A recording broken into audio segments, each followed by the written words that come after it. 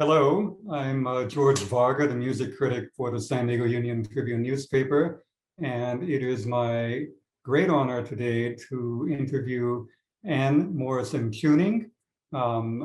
She is the lady behind a terrific new book that I'm going to hold up for you right here, The Collected Works of Jim Morrison. For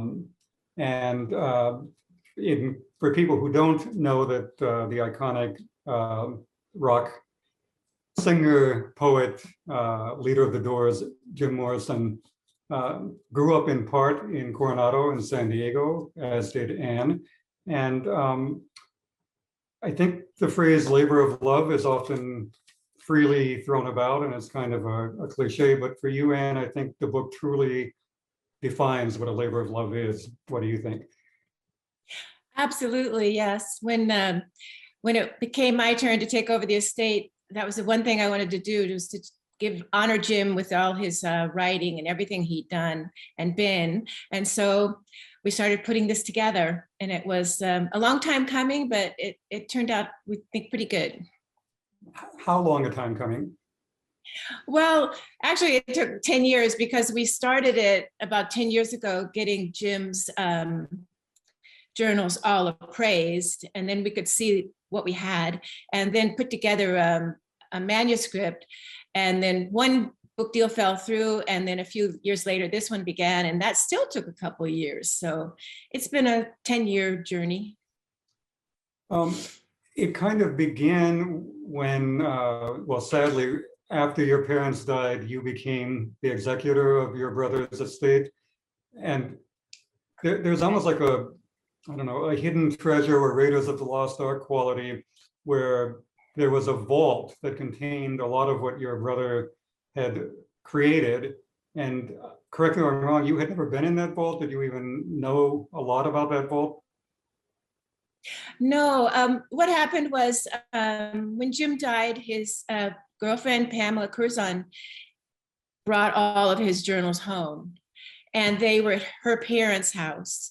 And after she died, the parents had it, and we never got a chance to see them, and didn't really even know how many there were or what was in them or how much was there until after my folks died. I tried to get in touch with them, and we finally got together, and I got to see them, and that's when we appraised them and put it all together. Were they literally in a vault? They were in a bank vault in Santa Barbara. So we had to bring them all out in a big room and put them back in the vault. They did that to protect them, to keep them from deteriorating. Did you look at them in the vault, or you were allowed to take them away to be appraised? Or No. We took them in the vault. The bank had a separate room where we could spread out, and the appraiser had to take a picture of every single page. So that's what really helped us with putting the book together, the appraisal. And so we could look at it in a different way. And it's hard to put together 27 journals. So that's what we had to do. And we also, for the book, we also included everything, because I wanted everything in Jim's in his life to be a part of it. So it wasn't just those poems. We also put all the lyrics that he wrote, he himself wrote for the Doors.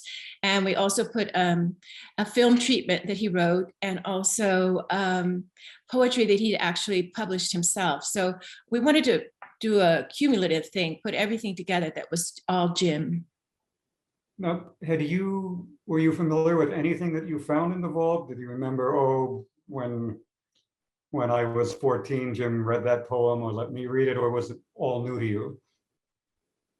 Well, what he'd written was all new, but some of the stories were from our childhood, especially if you look at the end of the book. As I look back, a lot of those were from different places we lived across the country. I think a key part of growing up happened here in Coronado and San Diego. Your dad retired as a rear admiral in the Navy, I believe. Is that correct? Yes. And there's a really intriguing dichotomy here, or contrast, in that, and my father was a military officer as well. that you've got a high-ranking military officer, and you've got a young son, in this case, your brother Jim, who I think we could say, if not a hippie, certainly came up during that counterculture era. And I'm wondering how, particularly given the benefit of hindsight, how did that help form your brother and what he thought about the world, what he believed in, coming up in what I take it was a partly, at least, strict military family? Well, I think more it was the traveling that influenced him. And my father really didn't bring home his work too much. We knew he was a pilot, and we knew he was in the Navy, and we met a lot of people around the country all in the same boat. And he was strict about some things, and he did believe in certain things. And Jim, as he broke away in his teen years, they did start to collide a little bit. And Jim knew he was going to be different, and he went his own way. And in a way, that too comes around full circle when my dad put on his grave, true to his own spirit, because Jim did it his way, and my dad did it his way. And to elaborate for a moment, the grave is in a very famous cemetery in Paris. And you went there one time, I believe, and you kind of had to talk your way into it. Yes, it's at Père Lachaise in Paris. And I went there 10 years after his death, and I didn't really put it together. But when I arrived at the road that leads to the cemetery, there were all kinds of people sitting around, drinking, reading poetry, just chatting. And when I got to the cemetery, it was closed because it was the anniversary of Jim's death. And so I had to go to the office, and I looked on my passport, and it didn't say Morrison anywhere. It just had my new name. And I didn't think they would believe me if I said I was his sister, because there were so many other people there. So I just told them that I had a relative in the cemetery, and they let me in. But then we couldn't ask where it was, so we had to follow the graffiti and the arrows to find it. So, but it was nice because we were the only ones in there. It was very nice. Well, obviously, when people hear the name of your very famous brother, they think of the band The Doors. What a lot of them may not know is, and again, correct me if I'm wrong, the very first song that your brother as a kid created was with your dad playing piano. Right. When we were in San Diego, this was a long time ago, and Claremont was really a new area. It was a new area. And so we were at kind of a new school. And my dad and Jim wrote a school song for the school together. And that was the first song he wrote. I don't have a copy. Yeah, regrettably not. I was lucky enough to interview you prior to the book coming out for an article we ran in the Union Tribune. And there was a phrase that you invoked about your brother that I found really intriguing. And I ought to point out for people that you had a career as a teacher and a librarian. And the phrase that you invoked was that your brother was a dream for a teacher. He was a teacher's dream. Can you talk about that? How was he a dream in that regard? Well, I taught a lot of the English and social studies, and we're always trying to enrich the students' vocabulary and their reading. And what Jim did in high school was he would find a word that intrigued him or that he liked or that was new to him, and he would write a whole paragraph around that one word. And I always thought, what a wonderful way to enrich your vocabulary and develop new ideas and thoughts. And I thought that was just a marvelous thing, even though in class, he probably wasn't the best student to have in the classroom, but he was learning. I think he was more self-taught. We hear often about the great gift of reading that people can give to one another, or that a teacher can give to a student. You already knew how to read, but didn't your brother, in fact, gift you, and I'm trying to recall, it might have been when you were going to college or when he got out of college, but he had some pretty good books, and he gave them to you. When did that happen, and what were they? Jim went to college in Florida, at junior college, and he stayed with my grandparents. So 4 years later, when I went to college, I also went to Florida. It was the state my dad stayed and voted in. And so I found his box of books. I found a box of books he'd left with my grandparents, and in it was Camus and Verlaine and Jean Genet and Rimbaud and all kinds of books. And so when I went to school, my English teacher let us read whatever we wanted. And so I was reading these books that Jim had left, and my college professor was kind of a young guy, and he hadn't heard of any of them. Really? And I hadn't read any of them. Your brother wrote his first poem while you were living in Claremont, and he was already in elementary school. You were younger. I don't know if you were, but what do you remember about that poem?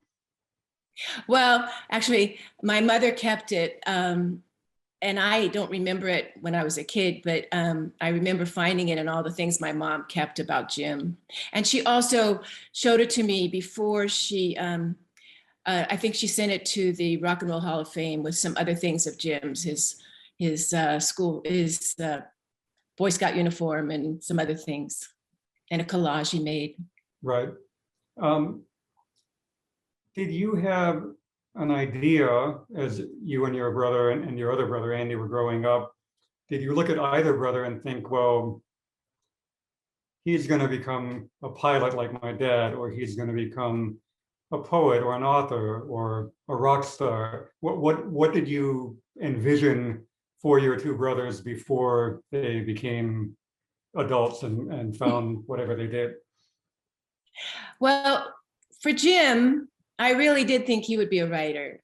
He was always writing, he was always reading, and it seemed to be his love was writing. And so I really did believe he would be a writer. I never expected him to be a famous writer, because I didn't think that happened very often.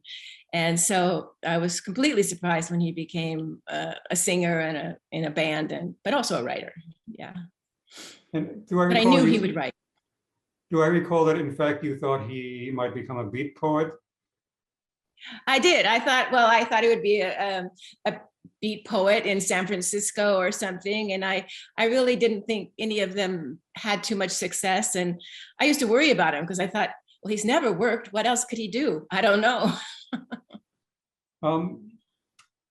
Given the benefit of hindsight, did anything happen while you were growing up that led you to think he would end up in a rock band? Because apart from doing that number with your dad on piano, I haven't found anything to indicate, like, he wasn't playing in a garage band in Coronado or anywhere else.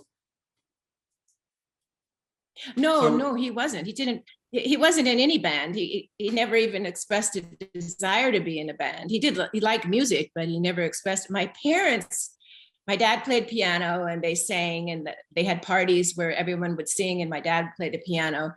And we kind of grew up singing a little bit with our parents, but not very much. There was no indication at all that he was going to do that. In fact, I think it was quite an accident. He met Ray, and Ray said, "Do you have any lyrics?" And Jim said, "Yeah, I think so." And he invited him to come to the band, and it just happened like that. Right. And Jim said, I did put he did say somewhere, Jim said, oh, I can't remember it. I'll have to find it. Oh, no Should problem. I stop and find it? Never mind. He just said that he found music in Venice. I'm sorry. I don't know where it is. Well, I'll interject here. Ray being Ray Manzarek, the keyboardist in The Doors, and he and your brother met when they were both at film school at UCLA.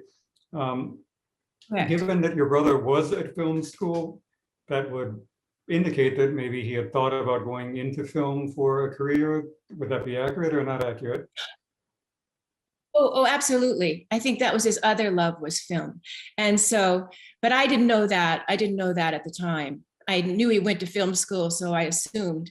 And I think that he could have gone in that direction, and he may well have, if he had lived longer, he probably would have gone into film as well.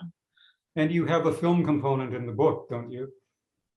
We do. Well, we have a film treatment that he wrote, and then he also filmed a movie of his own called Highway, and he did this by himself, paid for it by himself, and worked with his different people from the Doors, and so we have pictures from that film. We have pictures from the film, and we have the film treatment, which isn't exactly the same movie, but yeah. And I might backtrack here for a moment. In the book, you included the debut poem that your brother wrote here when you were living in Claremont. You have that in the book as well. Correct. Yeah. Yes, we do. Yeah. I'm wondering, given that you had never been in that vault, and it was kind of a treasure trove, was there anything in particular that not only delighted you, but maybe surprised you that you had no idea your brother had created? Well, if you look through all the things that were in that vault, you'll see a lot of clues to what came into his lyrics, and you'll see connections to everything he did. So it's almost like you see a link throughout that whole time, from his writing to his music and to his screenplay. And then you see a lot of references to when we were kids and to growing up, and all the travel we did. And for me, it was just fun to see all the connections. I'm going to take a wild guess that your brother in his lifetime never went to you and said, decades after I'm dead, I want you to compile all my work in a book. Am I correct in that? You're correct. Yes, yes. And yet, well, so what happened was, yeah, go ahead. No, you go ahead, please. What happened? So what happened was, when I did finally see all the journals, and I knew that I needed to do something you can't just leave them in a vault and hide them away. So as we looked through them, I found what we put in as the first poem in the book, Plan for Book, in which he itemized things he would put in a book. And so we thought, okay, he did want to do a book, and that will be the blueprint we'll use. Because I did think about it a lot, because a lot of writers say that they don't want anything published and they want things destroyed after they're dead. And so I was a little concerned about that. But when I found Plan for a Book, I thought, at least we can do pretty much what he had in mind at one point in time. Right. And so that's what we did. And it turned out very well. We talked a moment ago about the fact that your brother did not grow up, being in any rock band before he got in the Doors. And there's kind of a funny little anecdote here where you were abroad living in London, and there was a big hit on the radio by a band called The Doors, and you were hearing it quite often, and you had no idea that the singer was your brother. How did you in fact find out about that?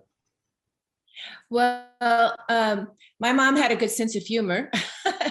And my brother was in America and I was in London, and one of his friends called him and said, Andy, there's a band out, and it says, it looks like your brother, and it even says Jim Morrison. And Andy hadn't heard it either. So Andy went to the store and bought the album and brought it home to my mom, who was equally surprised. And then she just sent it to me without a note or anything. And I open up, I'm in London, and I open up this package, and it's a picture of my brother and the Doors, and Light My Fire was the hit tune then. So that's how I found out. When I was in 11th grade, our teacher brought in song lyrics for us to talk about and figure out what they meant.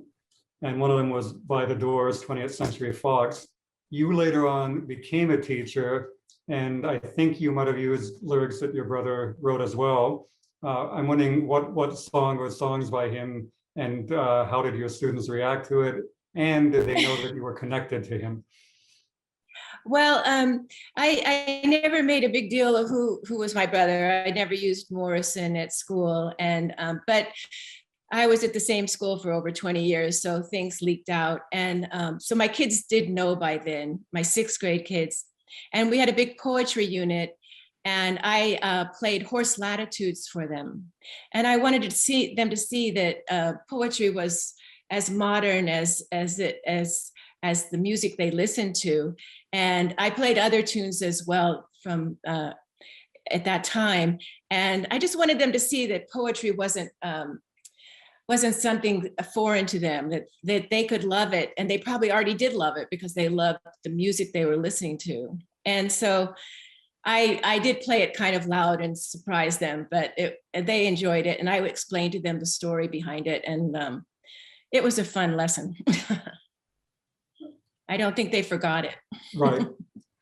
Your brother kind of created an enduring template for what a rock singer might be, not only in how he sounded, but how he looked, his attitude, and people tend to pigeonhole him that way. And I'm wondering, with the book, you seem to address that by presenting all these different facets, and that would appear to be really deliberate. Am I accurate there? Oh, absolutely. The thing I hear the most from people is, oh yes, the Lizard King. And, and they only think of him as the rock star. And so basically that's what I wanted to do in this book, was show the entirety of Jim and who he was, more than just the rock star. And so I don't know if you took off the cover, but inside, I don't know if you can see this, probably not. Inside, it says James Douglas Morrison.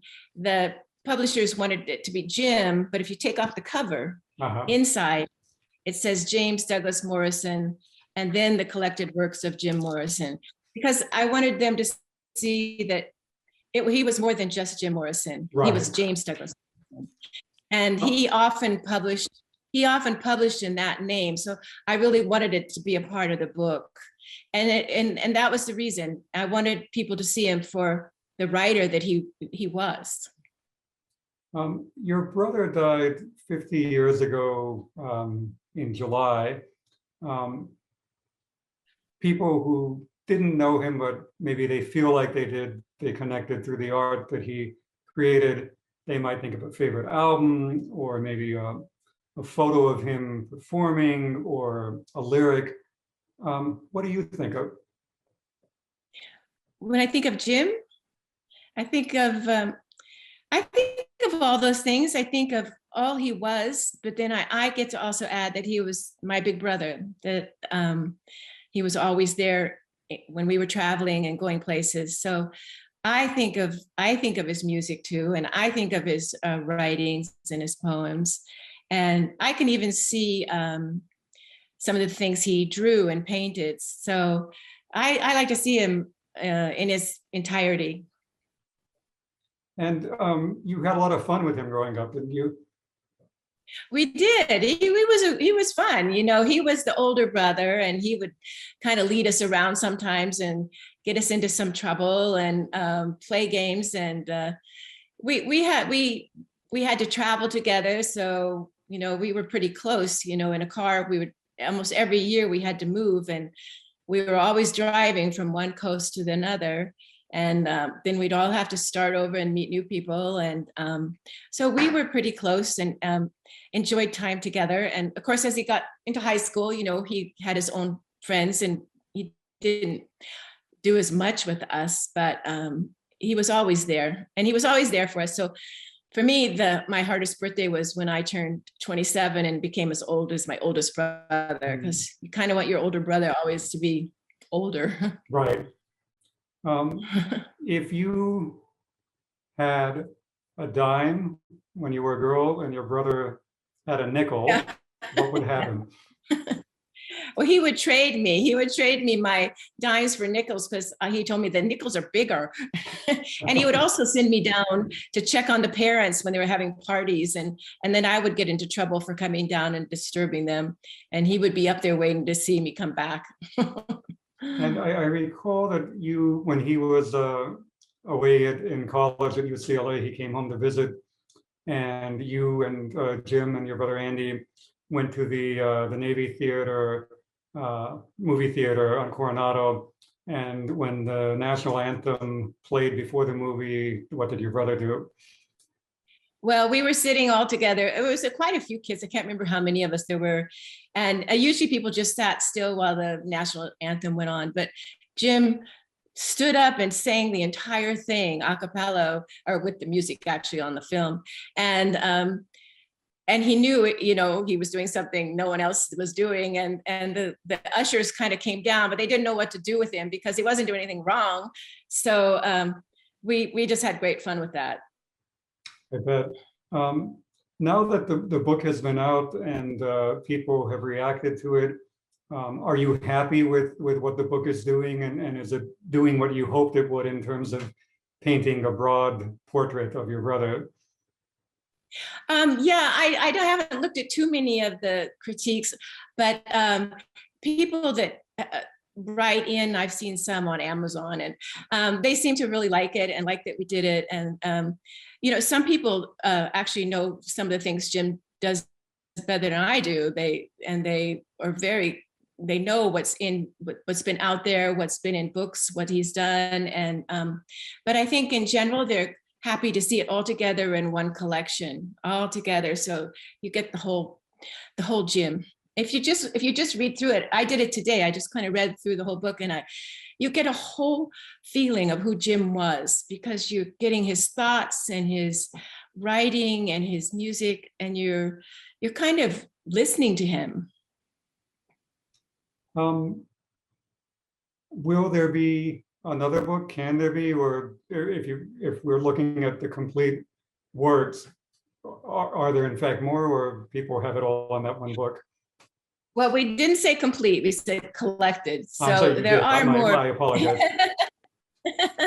but no, what we'll probably do is somehow maybe donate it to a library or put it online. That we've got lots of ideas, but somehow we'll probably put the whole thing out there, but it may not, there may not be another book. There is another book coming out in England that's similar to this one, that takes this manuscript, but it only has 2,000 copies. So that will probably be the other book. I don't think we'll be doing another book. And I'm wondering, have you thought about writing? Except he did a little book of American prayer, and he wanted people to be able to take a poem in your pocket or a poem in your suitcase or your purse. So I thought someday that would be fun to put out again. And I'm wondering, so never say never. if in doing the book and putting it together, and again, a 10-year labor of love, have you thought about writing a book? No, I've always wished I could write a book, but I probably won't. No, I've done a lot of interviews now, so maybe that speaks for me. Right. I think we're covering it pretty well, and you're a wealth of information, but would you like to add anything for people to know about the book or your brother? I guess what I just want people to know is I want the fans to like it because they know Jim, and they'll be able to find new things about Jim. And I want the curious to look deeper and see that Jim was a real writer for his whole life. And I hope that they'll find some meaning in what he's written. And I hope people just kind of have the book around and open it up and look at a few things. It's not a book you read cover to cover. It's a book you pick up and read for a little while and have a lot of thoughts about. Right, and yeah, definitely it would be hard to read cover to cover. It's over 600 pages, so you can definitely take a deep dive into the collected works of Jim Morrison. And you can get the book, people who are viewing the interview with you, at bookshop shop SDFOB. And we'd also like to have you consider supporting the San Diego Council on Literacy. And you can visit their website at literacysandiego.org. And I'd like to remind people that on August 21st, the annual San Diego Union Tribune Festival of Books will be held. It will be online, and you can get to it online at sdfestivalsofbooks.com, and it will be free for you. I would like to again thank Ann Morrison Tuning for being here and for sharing the book and your memories. I'm George Varga, the music critic for the Union Tribune, and I think I will quickly add that when I was 12 years old in Frankfurt, Germany, I went to my very first rock concert by The Doors. Well, thank you for having me. Thank you so much.